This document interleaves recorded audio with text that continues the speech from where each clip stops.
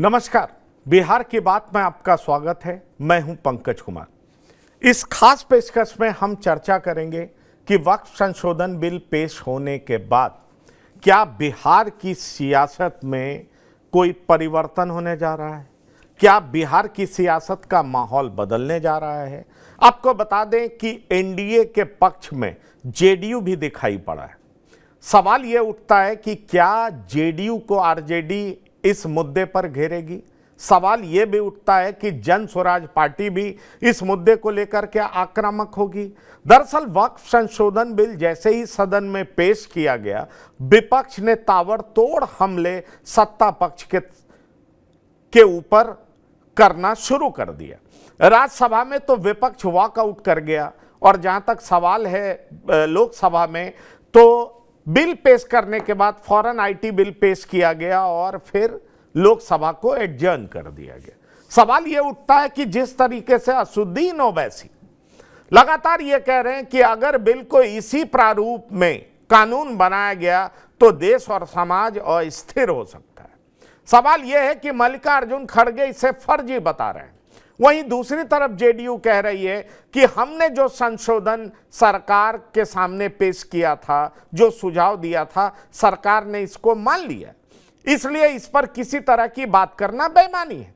सवाल यह उठता है कि बेहद सेंसिटिव बिल को लेकर के क्या बिहार की राजनीति बदलेगी। सवाल यह उठता है कि आखिरकार क्या ऐसे प्रावधान हैं जिसको लेकर विपक्ष विरोध कर रहा है, या विपक्ष सिर्फ विरोध करने के लिए विरोध कर रहा है। इसको भी हम समझने का प्रयास करेंगे। लेकिन आइए आपको पहले सुनाते हैं कि सत्ता पक्ष के द्वारा क्या कुछ कहा जा रहा है, जेडीयू के नेता क्या कुछ कह रहे हैं, उसके बाद हम शुरू करेंगे चर्चा।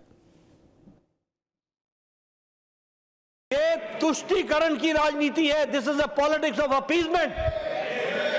ये देश को कमजोर करने के लिए, जॉन बेटा, ये क्वेश्चन आवर जरूर है, लेकिन क्वेश्चन आवर में सबसे बड़ा क्वेश्चन ये है कि कुछ लोग देश को तोड़ने की साजिश करते हैं। कुछ लोग, some people are trying to fight against the Indian state। Bharat देश के खिलाफ लड़ रहे हैं। इसलिए यह विपक्ष की आज का वॉकआउट होना, यह ऑन रिकॉर्ड आना चाहिए कि यह देशद्रोही गतिविधियों को प्रोत्साहन देने का एक माध्यम है और उसका एक्सप्रेशन है। और कांग्रेस पार्टी और विपक्ष आज देश के जो लोग खंडित करना चाहते हैं, देश को कमजोर करना चाहते हैं, उनके हाथ मजबूत करने का काम कर रही है, तो विपक्ष कर रही है। देखिए, वक्फ बोर्ड में जेपीसी को हम लोगों ने जो भी सुझाव दिए हैं वो शामिल किए गए हैं, और अब इसमें अल्पसंख्यक समुदाय के हितों की रक्षा के वो तमाम प्रावधान उपलब्ध हैं जिस पर किसी सियासत की अब गुंजाइश नहीं होनी चाहिए। इसलिए हम लोगों को विश्वास है संसद के दोनों सदनों में ये पारित होगा। भारत सरकार के अधीन मामला है, वो भारत सरकार तय करेगी, लोकसभा तय करेगी, जो कमेटी बनी है वो तय करेगी। उसके में हम क्या कह सकते हैं। तो कमेटी बनेगी, वो तय करेगी, श्रवण कुमार कह रहे हैं। और आपने सुना चीफ स्पोक्समैन जेडीयू के राजीव रंजन, राष्ट्रीय प्रवक्ता, क्या कह रहे हैं वो भी आपने सुना। और साथ ही साथ जेपी नड्डा तो यहाँ तक कह रहे हैं कि some people are trying to fight against the Indian state. क्या सही में इस आरोप में दम है, या आखिरकार विरोधी जिस बात को लेकर के विरोध कर रहे हैं उनके विरोध में क्या दम है, इस बारे में हम चर्चा शुरू करने जा रहे हैं। हमारे साथ जुड़ रहे हैं कुछ मेहमान जिनसे आपका परिचय करा दें। हमारे साथ आलोक वत्स जी जुड़ रहे हैं, नेता बीजेपी, आपका बहुत बहुत स्वागत है। हमारे साथ आरजू खान, प्रवक्ता आरजेडी जुड़ रहे हैं, आपका भी स्वागत है खान साहब। और साथ ही साथ हमारे साथ अजीत पटेल जी जुड़ रहे हैं, जेडीयू प्रवक्ता, आपका बहुत स्वागत है। डॉक्टर संजय कुमार, राजनीतिक विश्लेषक, आपका भी बहुत स्वागत है। अजीत पटेल जी, जेपीसी में आपने जो सुझाव दिया उसको मान लिया गया है, आपके राष्ट्रीय प्रवक्ता कह रहे हैं, अब तो वक्फ संशोधन बिल का आप समर्थन कर रहे हैं, ये तय है।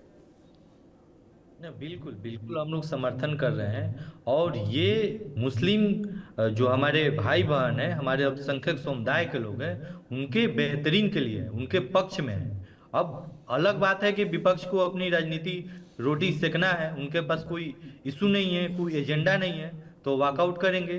लेकिन आप जब बिल का स्टडी करिएगा, जो भी सुझाव आए हुए हैं, आप जेपीसी में जो भी सुझाव आया, ठीक है, उसके चेयरमैन है जगदानंद पाल जी, उन्होंने या माननीय गृह मंत्री महोदय ने भी, अमित शाह जी ने भी बोला कि जो भी विपक्ष का सुझाव है वो सभी लोग आप लोग इसमें जो है शामिल करिए, और जो है अल्पसंख्यक समुदाय के बेहतरीन के लिए जो है इस बिल को, वक्फ बोर्ड के बिल को जो है पास करना जरूरी है। तो आप कह रहे हैं कि बिल्कुल इसमें पॉलिटिक्स हो रहा है। आरजू खान जी, अमित शाह का बयान है, विपक्ष जो भी कहना चाहता है कह सकता है, तो आखिरकार विपक्ष सिर्फ मुस्लिम तुष्टीकरण कर रहा है या विपक्ष के विरोध में दम भी है? जिस तरीके से जेडीयू के प्रवक्ता ने अभी अपना पक्ष जो क्लियर किया है, सिर्फ इसी का मुहर लगना सिर्फ बाकी था बिहार प्रदेश में या पूरे देश को, जनता को सिर्फ यही देखना बाकी था कि अब जेडीयू जो है आरएसएस के रास्ते पे चल रही है।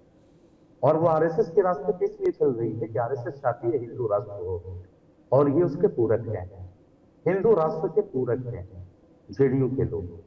इतनी चालाकी, फरेबी और मक्कारी से कह देना कि हम समर्थन करते हैं।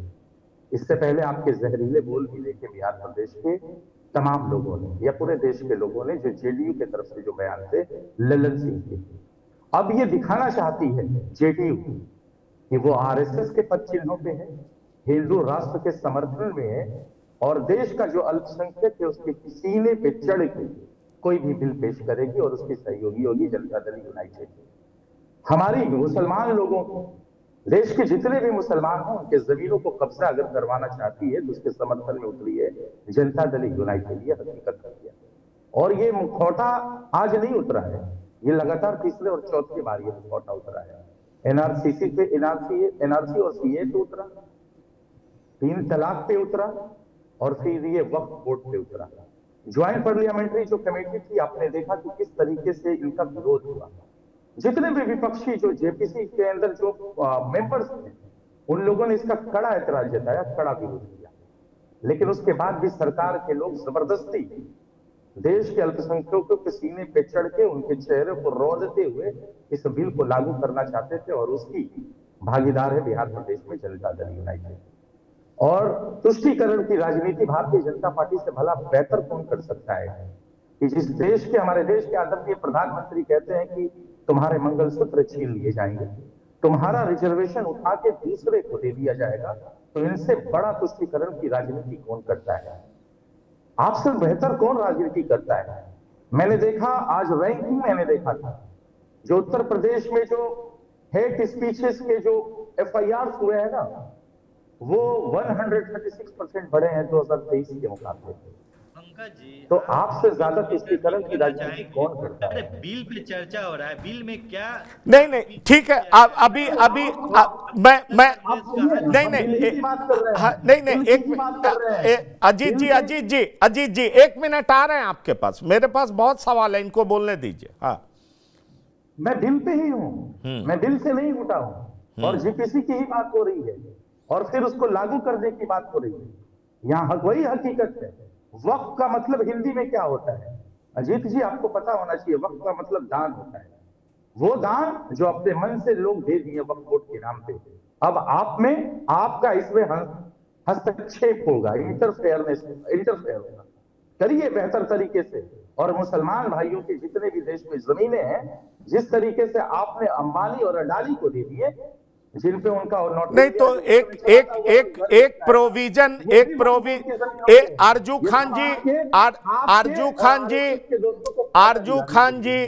खान जी एक प्रोविजन आपको बता देते हैं।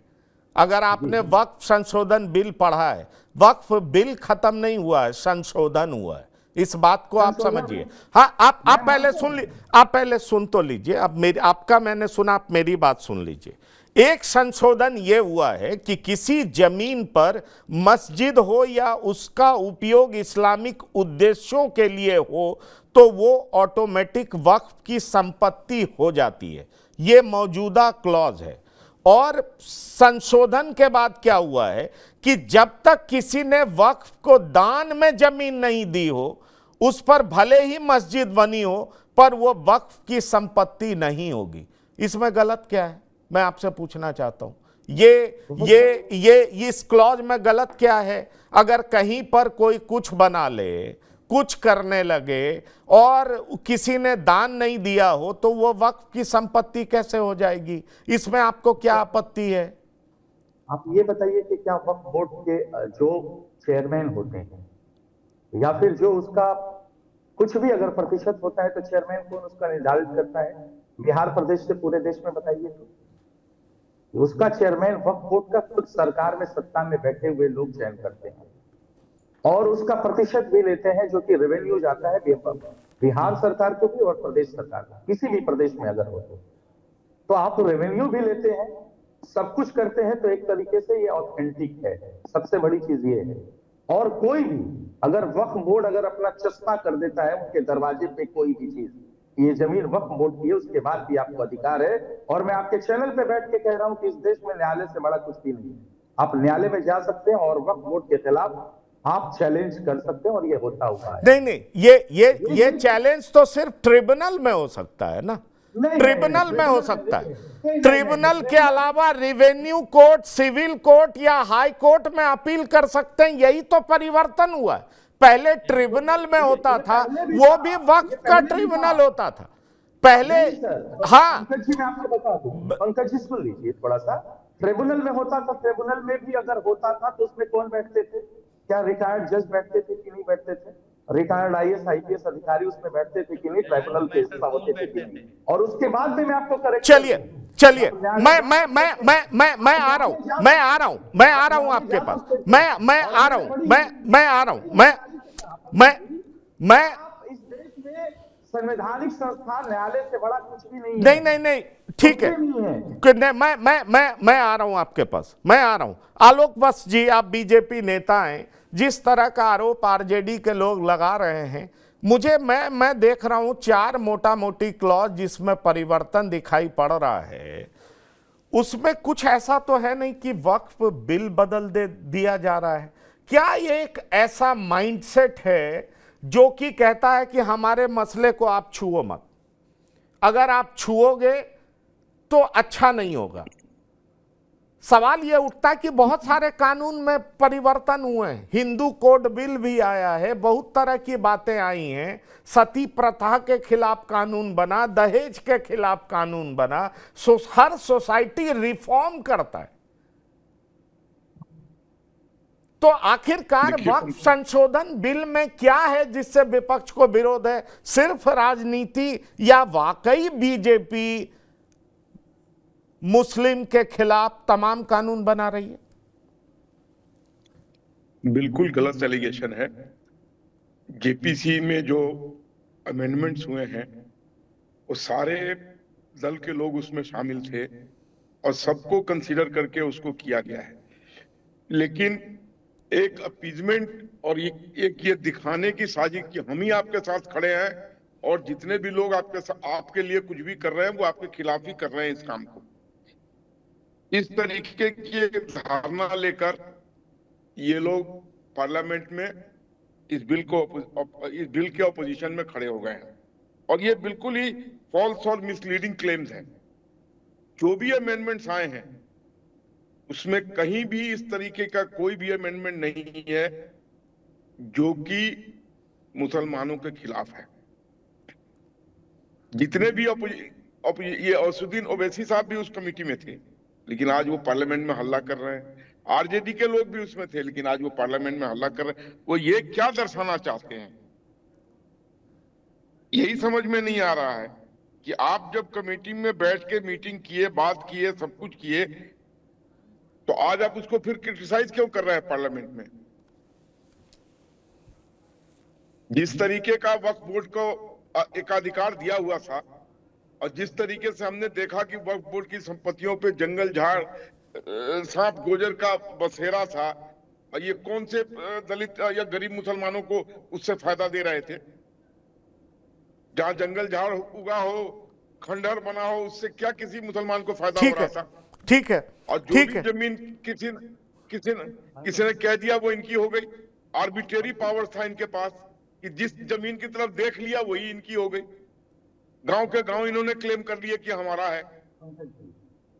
नहीं, ठीक है, मैं आपके पास आ रहा हूं। डॉक्टर संजय एक बात, आ रहा हूं आरजू खान साहब, आ रहा हूं, जरा और पैनलिस्ट हैं उसके बाद आएंगे, हम लोग गंभीर चर्चा करेंगे। डॉक्टर संजय, क्या आपको लगता है वक्फ संशोधन बिल पर जेडीयू का समर्थन साफ दिखाई पड़ गया? अब ये आरजेडी का विरोध महज राजनीतिक है और कुछ नहीं है? नहीं, देखिए, अगर कोई संस्था में कोई सुधार लाने की बात की जा रही है या उसके उद्देश्य को सुव्यवस्थित करने की बात की जा रही हो या पारदर्शी बनाने की बात की जा रही हो, तो ठीक है, आपत्तियां अलग है, लेकिन यह सरकार का दायित्व बनता है कि उसको ट्रांसपेरेंट आप करें। अगर कोई सुधार की जरूरत है तो सुधार लाएं। केवल जेडीयू ही नहीं, टीडीपी में ने भी इसका समर्थन किया है, तेलुगु देशम पार्टी ने। उन्होंने तो यहां तक कहा कि इसको सिलेक्ट कमेटी में भेजने की जरूरत भी नहीं है। हालांकि चिराग पासवान ने कहा कि भाई सिलेक्ट कमेटी को इसको भेजा जाए, ज्वाइंट पार्लियामेंट्री कमेटी की रिपोर्ट को, और सिलेक्ट कमेटी में जाने के बाद अगर कोई व्यक्ति अपनी अनापत्ति दर्ज करना चाहते हैं, अगर इस बिल के संशोधन में उनकी कोई आपत्ति है तो उनकी आपत्तियों को सुना जाए। बिल्कुल सुना जाना चाहिए, एक बार नहीं 10 बार सुना जाना चाहिए। लेकिन किसी भी चीज को ट्रांसपेरेंट करने में क्या दिक्कत है? धार्मिक संस्था और वक्फ बोर्ड दोनों दो चीजें हैं। वो मंदिर, मस्जिद, गुरुद्वारा नहीं है ये वक्फ, ये तो एक संस्था है। और क्या ये बोर्ड ट्रांसपेरेंट तरीके से जिनके लिए भी बना है, दान में दी गई जमीन किनके लिए दी गई थी? उसी समाज के लोगों के वेलफेयर के लिए तो दी गई थी। अगर उस समाज के वेलफेयर की जगह पर कुछ लोग वो 50 रुपया किराया दे करके वर्षों से उस पर बसे हुए हैं, दुकान बनाए हुए हैं, और बोर्ड अगर उसका कोई ऑडिट में नहीं बता पाता है कि ये बढ़ती हुई महंगाई में आखिर क्यों भाई, उस पर कोई और चीज क्यों नहीं बनती है जिसमें ज्यादा से ज्यादा लोगों को रोजगार मिले, उन्हीं लोगों को उसका फायदा मिले। तो बदलते हुए परिदृश्य में चीजें बदलती हैं। केवल इस बात पर अड़े हुए रहना है कि नहीं चूंकि अब उस समय हो गया था, अब ऐसे ही रहना चाहिए, स्टेटस को में रहना चाहिए, मैं इससे सहमत नहीं हूँ। हाँ, बदलाव में अगर आपके हितों की अनदेखी हो रही है, बिल्कुल आपकी आपत्ति दर्ज होनी चाहिए कि आपकी आपत्तियां कहाँ कहाँ है। चिराग पासवान का एक सुझाव आया ना भाई कि इसको सिलेक्ट कमेटी में फिर भेजिए, बिल्कुल भेजिए सिलेक्ट कमेटी में। ज्वाइंट पार्लियामेंट्री कमेटी पूरे देश के हर राज्य में जा करके और लोगों से राय शुमारी की ना कि लोग इनके पक्ष में थे, लोग इसके विरोध में थे, कहाँ इनकी आपत्तियां थी। अभी तो बिल को टेबल किया गया है। अब टेबल किया गया है तो जो संशोधन है, बिल्कुल आपने शुरू में बड़ी स्पष्टता में कहा कि कुछ संशोधन किए गए हैं, उस संशोधन से किन्हीं के हितों की अनदेखी हो रही है, फिर सिलेक्ट कमेटी इसको देखेगी। लेकिन अगर उस संशोधन से किसी को आपत्ति नहीं हो रही है तो ट्रांसपेरेंट होना क्या बुरा है भाई? मैं तो यही नहीं समझ पा रहा हूं कि अगर चीजों को ट्रांसपेरेंट कर दिया जाए, हाँ वक्फ बोर्ड की ही संपत्ति है, वो वक्फ बोर्ड की संपत्ति का उपयोग कहाँ हो रहा है, उसके रेवेन्यू कितने आते हैं, कितना उसका रेवेन्यू आना चाहिए, अगर वो आ रहा है रेवेन्यू तो कम आ रहा है, नहीं तो ठीक क्यों है, आ रहा है? बिल्कुल ये बात आप बिल्कुल डॉक्टर संजय सही कह रहे हैं, लेकिन सवाल ये उठता है। हाँ, मैं आ रहा हूं आरजू खान साहब, मैं आ रहा हूं आपके पास। जरा पहले अजीत पटेल जी से एक सवाल ले लूं, उसके बाद आ रहा हूं, आप सबका जवाब दीजिएगा। मैं एक सवाल यही नहीं समझ पा रहा हूं कि 4 मोटा मोटी परिवर्तन जो हमारे पास है, हमने जो वक्फ बिल पढ़ा है, जिसकी जानकारी हमारे पास है, उसमें यह कहा गया है कि वक्फ ट्रिब्यूनल का फैसला आखिरी माना जाता है, उसे चुनौती नहीं दी जा सकती है। यह पुराना प्रोविजन है। अब वक्फ ट्रिब्यूनल के फैसले के खिलाफ हाई कोर्ट में अपील की जा सकेगी। ये नया फैसला है, इसमें दिक्कत क्या होना चाहिए? इसमें अगर जेडीयू ने समर्थन दिया, टीडीपी ने समर्थन दिया, तो आखिरकार टीडीपी और जेडीयू मुस्लिमों को रौंद कैसे रही है? कैसे ये दोनों पार्टियां मुस्लिम हितैषी नहीं है? आपको बता दें, दिल्ली में अगर आप 4 मुस्लिम बाहुल्य सीट छोड़ दें तो हर सीट पर हर तीसरा चौथा मुस्लिम बीजेपी को वोट किया। आरजू खान साहब, आपको बता दें बीजेपी को वोट किया है, ये कई सर्वे एजेंसी का रिपोर्ट है, ये बताना चाहते हैं आपको। और छोड़िए, आपने रशीदी साहब का नाम सुना होगा, उन्होंने खुल करके कहा कि हमने जीवन में पहली बार बीजेपी को वोट दिया है, विपक्षी पार्टियां बीजेपी के नाम पर डराना बंद करें और हमारी हैसियत के हिसाब से हमें सत्ता में हिस्सेदारी दे। केवल डरा करके वोट लेने का जो काम करती है उसको बंद किया जाए। तो सवाल ये उठता है अजीत पटेल कि ये जो प्रोविजन है इसको आपने पसंद किया, आपको लगता है कि चुनाव में इससे आपको खासा नुकसान हो सकता है, इसलिए आप बड़ा माइल्ड बोलते हैं, बहुत आक्रामक होकर के इस पे बात नहीं कर रहे हैं कि आपने कोई गलत काम नहीं किया है, ये संशोधन जरूरी था।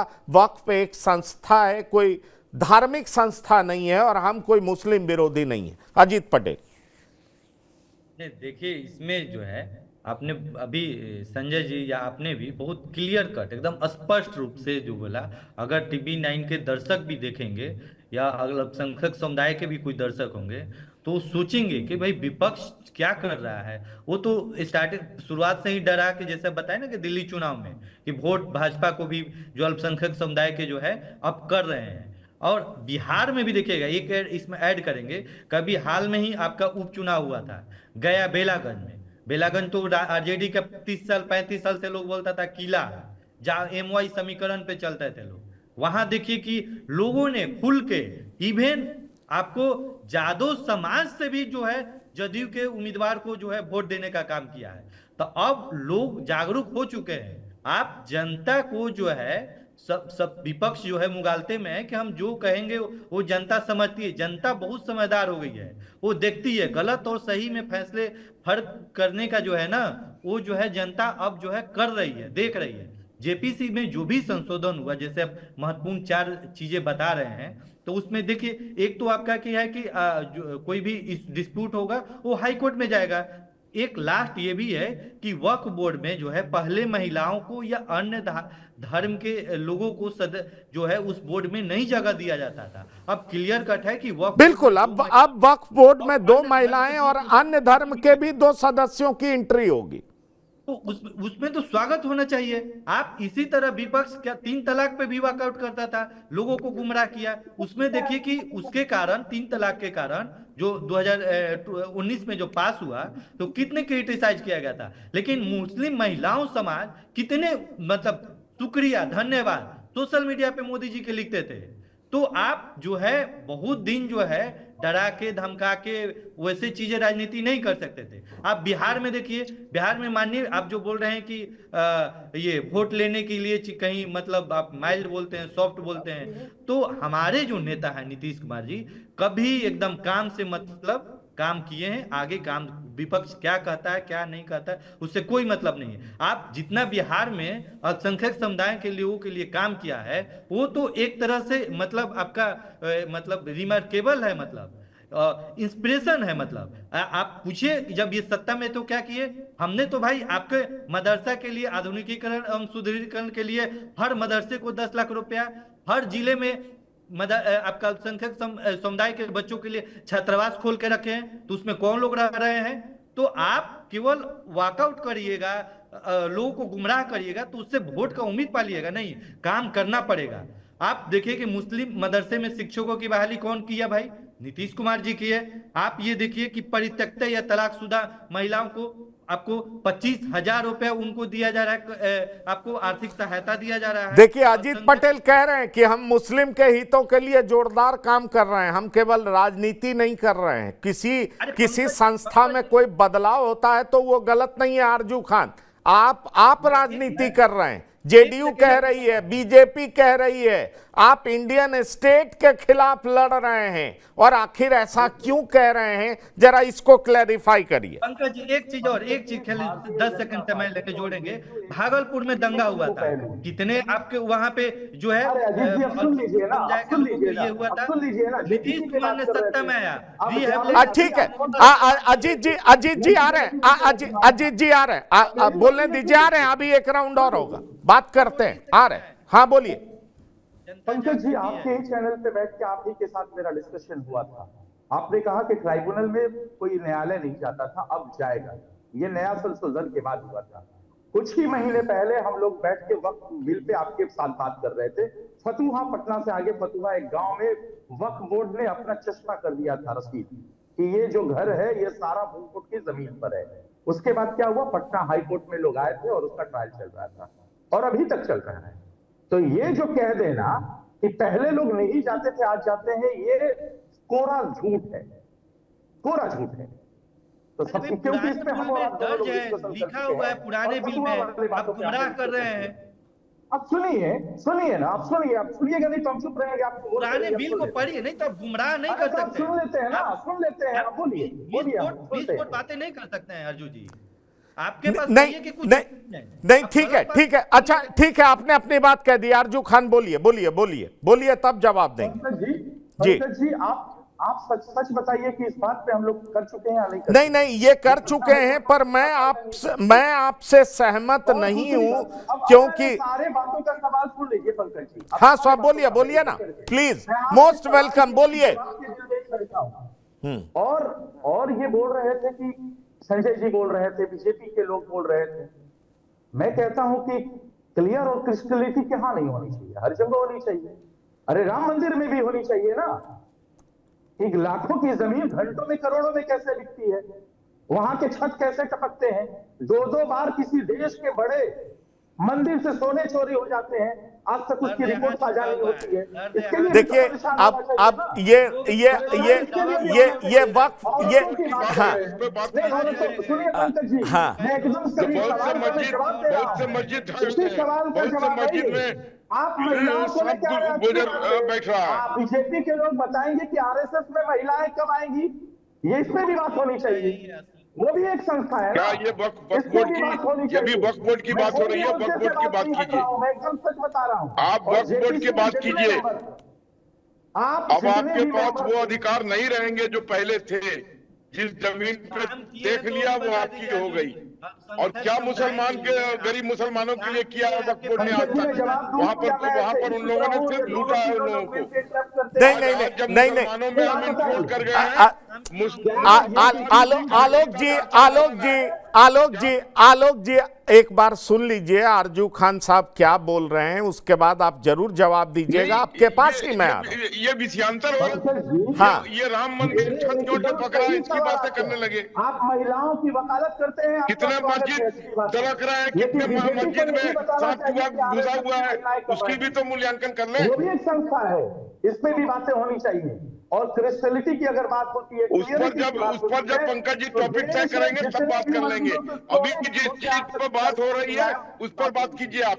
वक्फ बोर्ड पर आपका एकाधिकार अब नहीं चलेगा। सबसे बड़ी संपत्ति सेना की जमीनें थी, सेना की जमीनें थी। आपके दोस्त अडानी और अंबानी को आपने घुसा दिया भारतीय जनता पार्टी में, और रेलवे की जमीनों में भी घुसा सबूत है, आपके पास सबूत है, तो कोर्ट में ले जाइए। आपके पास अगर सबूत है तो हम जानते हैं। अरे हम आपकी मंशा को जानते हैं, खड़ा कर दीजिए। हम आपके जो दिमाग के अंदर जो मानसिकता है हम उसको जानते हैं। हमारी मानसिकता है कि अब मुसलमान भी हमको वोट देना चालू कर दिए हैं। उनको समझ में आ गया है। सबको आजादी है। मुस्तफाबाद दिल्ली का सबसे जीता जागता उदाहरण है, जहाँ अच्छे नहीं लग रहे और वहाँ भारतीय अर्जुन खान जी एक बात का जवाब दे दीजिए कि 15 साल में आपकी संपत्ति दोगुना कैसे हो गई? ये बात बार बार पूछा जा रहा है। आप इतने कम पैसे पे, आप कहते हैं चैरिटी करते हैं, गरीबों के लिए काम करते हैं, 15 साल में ऐसा आपने क्या किया कि आपकी संपत्ति दोगुनी हो गई? आप जान लीजिए इस देश में इस देश में तीसरे बड़े जमीन के मालिक आप हैं। भारत का तीसरा सबसे बड़ा जमीन मालिक वक्फ बोर्ड है। बताइए, ये सवाल जो उठता है, और आपने सुना होगा कि उत्तर प्रदेश ने अभी साफ कर दिया कि 14,000 एकड़ में 11,000 एकड़ सरकारी जमीन है, वो हमारी संपत्ति है, हम वो वापस लेकर के रहेंगे। इस पे आपने जबरदस्ती कब्जा किया है, आपके पास ना दस्तावेज है ना कुछ है।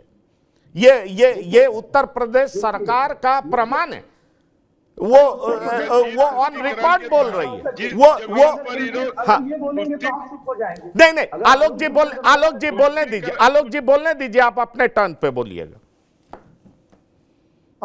मैं कह रहा हूं कि जब आपने कहा यही सबसे बड़ी परेशानी की सबब है कि तीसरे सबसे बड़ी संपत्ति कौन है, वक्फ बोर्ड है।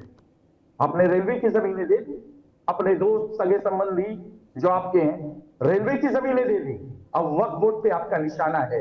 मैं कह रहा हूं शुरू से, फर्स्ट ही फेज में मैंने कहा कि इस देश में न्यायालय से बड़ा कुछ नहीं होता है। आप न्यायालय में जाइए, आपको इंसाफ मिलेगा अगर किसी के भी साथ गलत हो रहा है। और आप क्लियर ऑन क्रिस्टलिटी की आप बात करते हैं उत्तर प्रदेश में। आप बताइए कितने मुसलमानों के घरों के ऊपर बुलडोजर चल गए, और जो जितने देखिए, हम आपको मुसलमान ही क्यों दिखता है? हिंदुओं के घर पे बुलडोजर नहीं चले हैं क्या? आप उत्तर प्रदेश में आप नहीं प्रतिशत देखिए, ये आप कमाल करते हैं। प्रतिशत बताइए सर। पंकज जी, मैं आपसे मध्यस्थता चाहूंगा, आप बड़े हैं, वरिष्ठ हैं। नहीं, मैं कोई वरिष्ठ नहीं हूं। देखिए, ये क्या होगा, विषय से विषय ऐसे लोग आप सवाल करेंगे कि आप जहां बहुसंख्यक होते हैं वहां अल्पसंख्यक को रहने ही नहीं देते हैं। जम्मू कश्मीर आजाद भारत के बाद पहला राज्य है जहां पर हिंदुओं को भगा दिया गया। अभी ये डिबेट करने हम लोग नहीं बैठे। बताइए, रह पाया क्या हिंदू? सबको जम्मू भागना पड़ा। ये डिबेट करने नहीं बैठे हैं, हिंदू मुसलमान करने नहीं बैठे। ऐसी पार्टी आप सुन लीजिए, आप मेरी बात सुनिए। ऐसी पार्टी मुसलमान ही करते बैठे हैं नहीं, और मुसलमानों के सीने को कुचल रहे हैं, उनके अपने पैरों तले कुचल रहे हैं। यह हकीकत यही है, दूसरी कोई चीजें नहीं है इसमें, दूसरी कोई चीजें नहीं है। मैं सवाल कर रहा हूं और सवाल का जवाब मिलना चाहिए। अच्छा, चलिए, आलोक बख्श जी जवाब दीजिए। डॉक्टर संजय, आपके पास भी आ रहा हूं। आलोक बख्श जी जवाब दीजिए। देखिए पंकज जी, जितनी अब इन लोगों को खलबली सबसे ज्यादा इसलिए मची हुई है कि मुस्लिम समुदाय अब भारतीय जनता पार्टी की तरफ मुखातिब हो रहा है। दिल्ली का मुस्तफाबाद विधानसभा, जहां 65% इनकी आबादी है, वहां पर हम बीजेपी का कैंडिडेट सबसे ज्यादा मतों से जीता है। उसके लिए पेट में दर्द हो रहा है, क्योंकि हम तुष्टीकरण नहीं कर रहे हैं, हम संतुष्टीकरण कर रहे हैं। जितनी भी हमारी जन कल्याणकारी योजनाएं हैं, उसका अगर हिंदू को लाभ मिल रहा है तो उसका मुस्लिम वर्ग को भी लाभ मिल रहा है। और 3 तलाक सही कहा कि महिलाओं के अंदर जिस तरीके से खुशी की लहर दौड़ा दी और अभी भी दौड़ रही है, वो सब इनके लिए जो ये दमनकारी नीतियां अपनाकर चलने की कोशिश कर रहे थे। एकाधिकार था, जिस जमीन की तरफ वक्फ ने देख दिया वो जमीन इनकी हो जाती थी। सही कहा आपने, इनके पास न खाता न बही, जो ये कहे वही सही। बहुत सी ऐसी जमीनें आज भी इनके पास है जो इनको तीसरी सबसे बड़ी शक्ति बनाकर जमीन के मामले में खड़ा किए हुए है। इनके पास कोई दस्तावेज नहीं है। इन्होंने जिस जमीन को कह दिया वक्फ किया है वो इनकी हो गई, और ये कहीं चैलेंजेबल नहीं था। अब ये सब नहीं चलने वाला है। नहीं, ठीक है, ये गरीब मुसलमान को इन्होंने नहीं, वो बात बिल्कुल सही है, लेकिन ये कहा जाता है डॉक्टर संजय कि 1964 में अल्पसंख्यक मंत्रालय के अधीन केंद्रीय वक्फ परिषद का गठन हुआ। 65 में जवाहरलाल नेहरू थे। 95 में वक्फ एक्ट में बदलाव किया गया और हर राज्य केंद्र शासित प्रदेश में वक्फ बोर्ड बनाने की अनुमति दी गई। तो बदलाव तो हमेशा होता रहा है। 95 में हुआ, 65 में बना, 54 में पास किया गया, और 54 में पास किया गया था जवाहरलाल नेहरू के समय में, फिर 65 में संशोधन हुआ, 95 में संशोधन हुआ। अगर अब संशोधन हो रहा है और जेपीसी को रिपोर्ट भेजा गया जहां तमाम दल के लोग हैं, तो इस पे फिर गलत बात क्या है? इसको हिंदू मुस्लिम से जोड़ना कहां तक जायज है? नहीं, हिंदू मुस्लिम से जोड़ने की जरूरत नहीं है।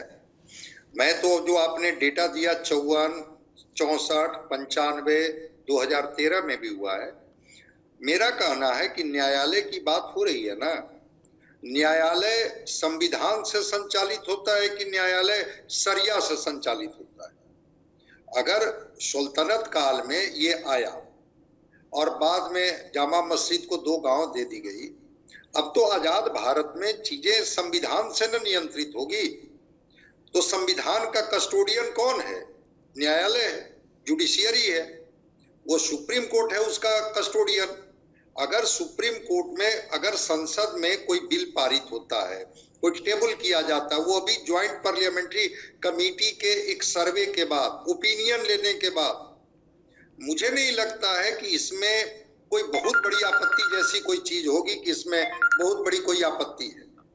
अब रह गई बात की जो दूसरी प्रमुख बात है, वो प्रमुख बात यह है कि क्या अगर ये संशोधन किया जा रहा है लोगों के हितों को ध्यान में रख करके, कि कैसे इसमें अधिक से अधिक लोगों का हित हो, कैसे प्रबंधन और प्रशासन में बेहतरी आए, कैसे इस वक्फ बोर्ड को ट्रांसपेरेंट बनाया जाए, इसमें मुझे नहीं लगता है कि कोई आपत्ति की बात है। क्या है, 1995 का जो बिल है उसी में संशोधन का, दोनों बिल में कहिएगा कभी तफ्तीश से मैं पढ़ के सुना दूंगा वो 1995 के बिल में क्या था और अभी संशोधन का क्या प्रपोजल है, जो ज्वाइंट पार्लियामेंट्री कमेटी ओपिनियन ली पूरे देश में घूम घूम करके एक एक राज्य में, अब उसको टेबल किया जा रहा है।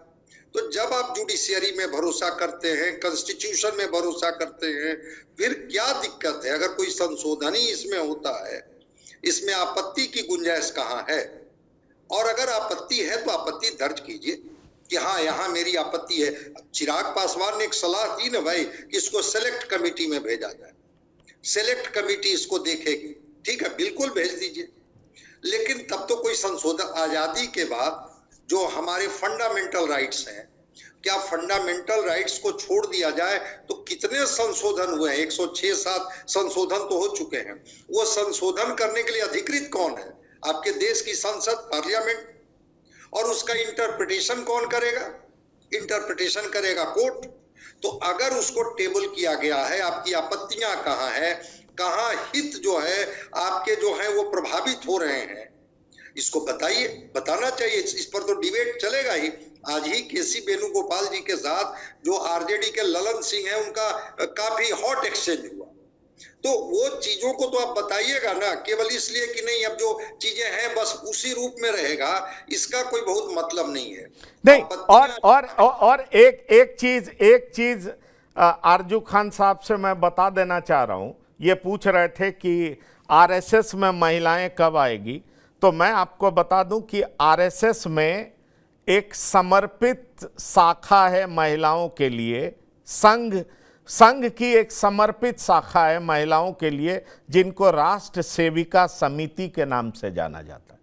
आपने जो सवाल किया था कि आरएसएस में महिलाएं कब आएंगी, तो मैं कोई आरएसएस का व्यक्ति नहीं हूं, पर आरएसएस में महिला विंग है। आरएसएस 100 साल की तैयारी कर रहा है और आपको बता दें आरएसएस ने भी एक डेडिकेटेड विंग बनाया है और हर दशहरा के दिन, अगर पिछले 1-2 दशहरे को आप याद करें तो कुछ महिला आइकन को संघ प्रमुख बुला भी रहे हैं, ये बताने के लिए कि आरएसएस में अब महिलाएं भी अहम भूमिका में होंगी। बहरहाल मैं आपके पास आ रहा हूं अजीत पटेल जी। मैं आपसे यह बताना चाहूंगा कि जेडीयू के तरफ से कई ऐसे मुस्लिम नेता हैं जिन्होंने आपत्ति जताई थी, अंदर खाने बहुत तरह की बात हुई थी। जमा खान, संजय झा, किरण रिजिजू से मिल चुके हैं और जितने 44 अमेंडमेंट हुए हैं, यह मैं आपको बता दूं, 44 जो अमेंडमेंट है उसको लेकर के बाकायदा उनको पूरा ब्यौरा दिया गया और वो संतुष्ट होकर के वापस लौटे हैं। आपका विरोध अगर राजनीतिक है कि ठीक है आप बीजेपी के विरोध में हैं तो हर बात का विरोध करेंगे, हर चीज़ पे आप आरोप लगाएंगे, तो एक विरोधी पार्टी के हैसियत से ऐसा हो सकता है। लेकिन यकीन मानिए अब मुसलमान ये कहने लगे हैं कि जो केंद्र का सोशल वेलफेयर स्कीम है उससे बहुत ज़्यादा फायदा मुसलमानों को ही हो रहा है, और अब मुसलमान बीजेपी को वोट करने लगे। इस बात को जान लीजिए, दिल्ली चुनाव मैंने बहुत नज़दीक से देखा है, इसलिए मैं कह रहा हूँ अब ये तुष्टीकरण, ये इस तरह की बात करना, उनको भड़काना, क्योंकि आप पर भी एक गंभीर आरोप है।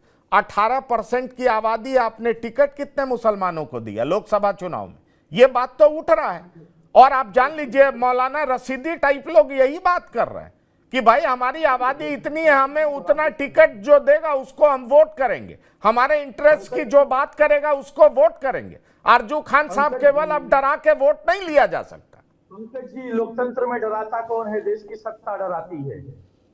आप उस पर बात करिए, डराता कौन है? मंगलसूत्र कौन छीनता है? दूसरे का रिजर्वेशन दूसरे को दे दिया जाए कौन कहता है? देश के प्रधानमंत्री कहते हैं। संविधान बदल दिया जाएगा कौन कहता है? सत्ता में बैठे हुए लोगों के पार्टी के नेता कहते हैं, जो कि पार्लियामेंट्री इलेक्शन के कैंडिडेट हुआ करते थे। तो ये हमको ना कहा जाए कि तुष्टीकरण की राजनीति आप कहते हैं, सत्ता में बैठे हुए लोग करते हैं। और दूसरी चीज, मैंने अध्यक्ष पद को लेकर कहा था, आरएसएस में महिलाओं के अध्यक्ष पद की बात कर रहे थे, इसी में भी शाखा में होनी चाहिए, लेकिन अध्यक्ष पद तो होगा। लेकिन आप पूरा डेटा दे दिए, इसके लिए आपका बहुत बहुत शुक्रिया।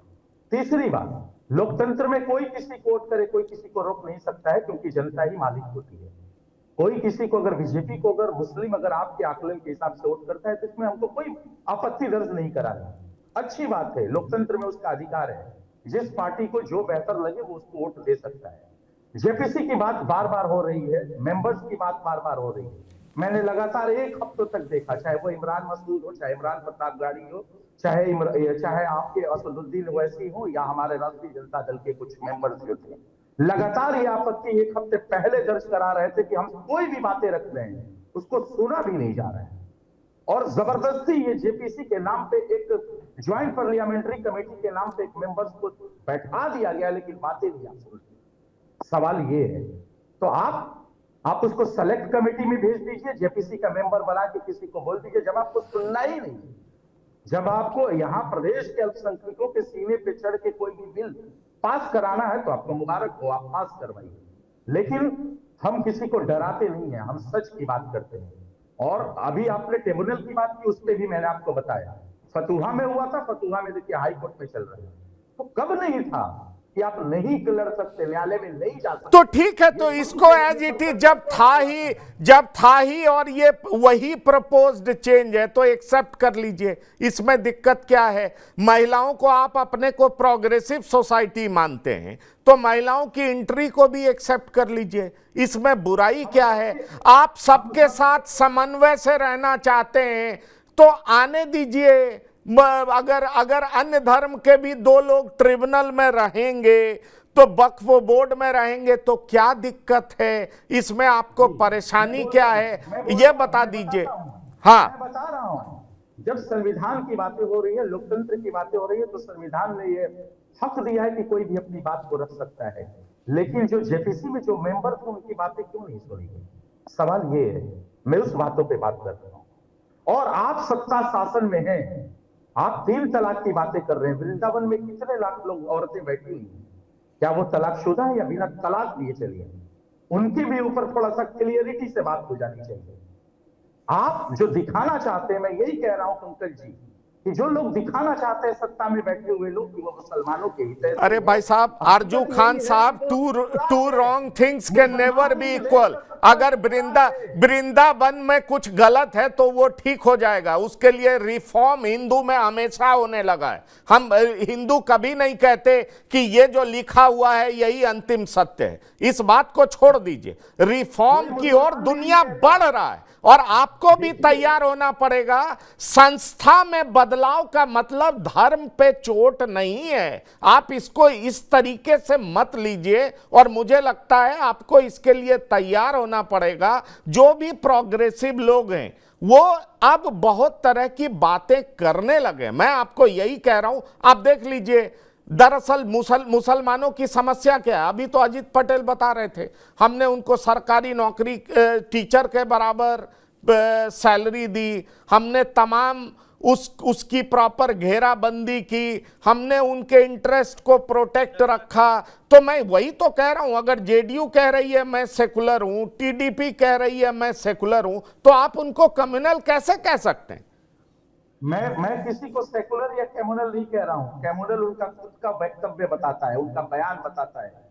जिस तरीके से ललन सिंह ने बयान दिया पार्लियामेंट में, उनका बयान बताता है कि वो सेकुलर का चोला ओढ़े हुए थे, हकीकत ये है कि वो कम्युनल थे। मैं इस चीज को बताने की कोशिश कर रहा हूं और मैं वो चीजें बताऊंगा क्योंकि मेरी जिम्मेदारी वही है। और किसी भी सरकार का ये काम होता है। आप 20 सालों से बैठे हैं तो क्या करेंगे? नहीं, ठीक है, आपकी बिल्कुल जिम्मेदारी है, एग्रीड, सहमत, एग्रीड। पंकज जी अगर 5 यूनिवर्सिटीज दिए राष्ट्रीय जनता दल आदरणीय लालू प्रसाद यादव ने अगर अपने वक्त में दिए तो खैरात थोड़ी दिए। अगर उन्होंने 3 रेल फैक्ट्रियां दी तो उन्होंने खैरात नहीं दिया था। और अगर हमने जो अल्पसंख्यक कल्याण बोर्ड का आयोग का गठन किया था और उसको फिर अमली जामा पहनाया, उसको सरकार में लेके आया, तो हमने कोई खैरात नहीं किया था। अजीत पटेल,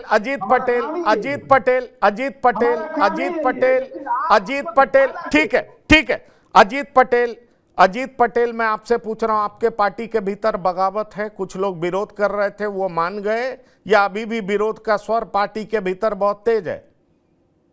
कोई विरोध, कोई बगावत नहीं है।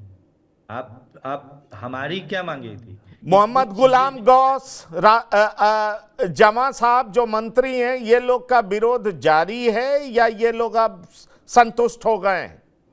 कोई विरोध, कोई जारी, कोई असंतुष्टि की बात है ही नहीं।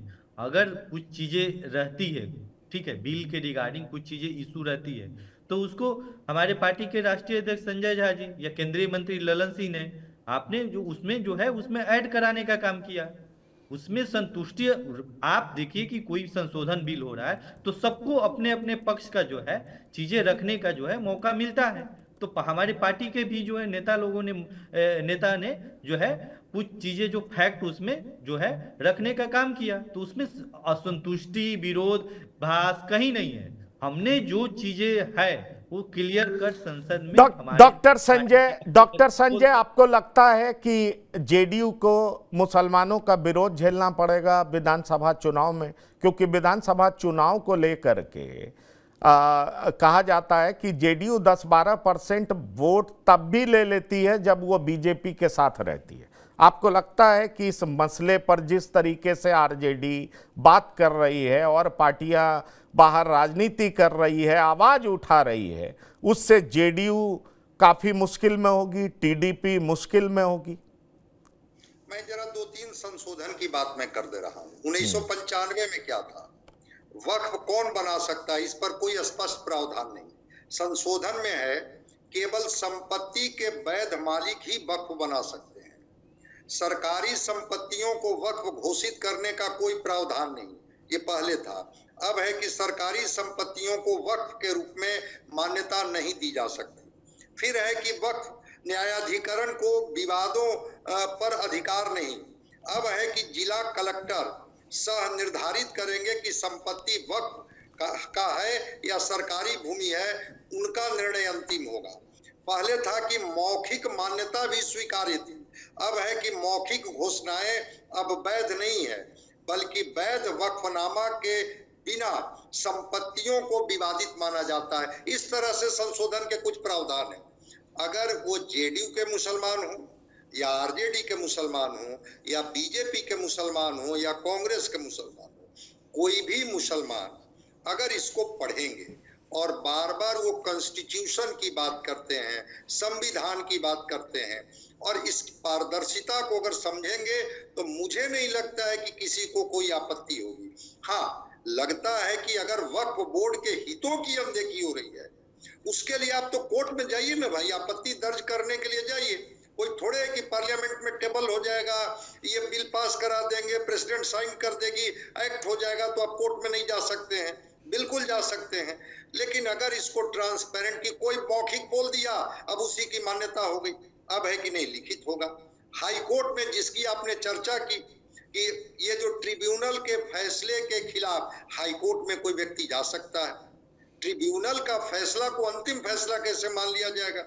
तो अगर कुछ संशोधन की बात की जा रही है, इसमें सबके हित की बात की जा रही है, और सबसे ज्यादा हित तो मैं मानता हूं कि मुस्लिम के हित की बात की जा रही है कि एक वर्ग तो जरूर लाभान्वित था, लेकिन एक वर्ग ठगा हुआ महसूस कर रहा था। वो पसमानदा मुसलमानों के बारे में मैं कह रहा हूं, वो जो बोहरा मुसलमान है उनके बारे में मैं बात कर रहा हूं, मैं शिया और सुन्नी मुसलमानों के बारे में बात कर रहा हूं कि उनके हिस्से में क्या आता था। अगर बिल में ट्रांसपेरेंसी आती है, वक्फ बोर्ड ही नियंत्रित करेगी चीजों को, थोड़ा कोई दूसरा कोई कर लेगा।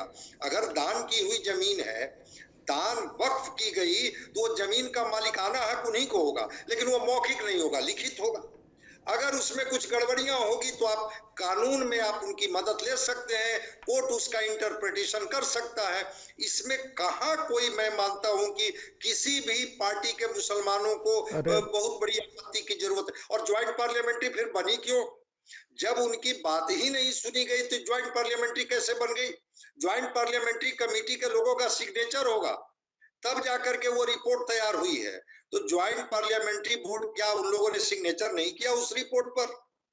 अगर नहीं किया तो बता दे क्या क्या करके कि नहीं, मेरे हिसाब से इतनी आपत्तियां थी, बिना हमसे ये सहमति लिए हुए बिल को टेबल कर दिया गया। उसके बाद भी अभी सेलेक्ट कमेटी में भेजा जा रहा है। मैं नहीं मानता हूं, थोड़ा चीजों को समझने की जरूरत है। जब हम किसी चीज को आपने बहुत क्लियर कर दिया, मामला बहुत संजीदा है। मुझे लगता है हर राजनीतिक दल को अपनी जिम्मेदारी का निर्वाह करना चाहिए, और जो आपत्ति है लोकतंत्र में उसका विरोध करने का उनका अधिकार भी है। पर दिलचस्प बात यह है कि जेडीयू और टीडीपी इसके समर्थन में दिखाई पड़ रही है। उन्होंने जो कुछ भी अपने प्रस्ताव दिए थे उसको मान लिया गया है, ऐसा जेडीयू के प्रवक्ता भी कह रहे हैं, राष्ट्रीय प्रवक्ता खुल करके साथ दे रहे हैं। तो ये बात बहुत साफ दिखाई पड़ रहा है। ऐसे में बड़ा सवाल उठता है कि अगर राजनीति हुई तो क्या जेडीयू को इस पर नुकसान भी उठाना पड़ सकता है? क्या आरजेडी, कांग्रेस, लेफ्ट इसको तूल भी दे सकती है? हम तमाम बातों पर नजरें बनाए रखेंगे और लगातार इस पर डिबेट करते भी रहेंगे। आरजू खान साहब, अजीत पटेल, डॉक्टर संजय कुमार, आलोक वत्स जी, तमाम लोगों का इस प्रोग्राम में शिरकत करने के लिए बहुत बहुत धन्यवाद और शुक्रिया। तो बिहार की बात में इतना ही। ताज़ा तरीन खबरों के लिए लगातार देखते रहिए TV9। धन्यवाद, नमस्कार।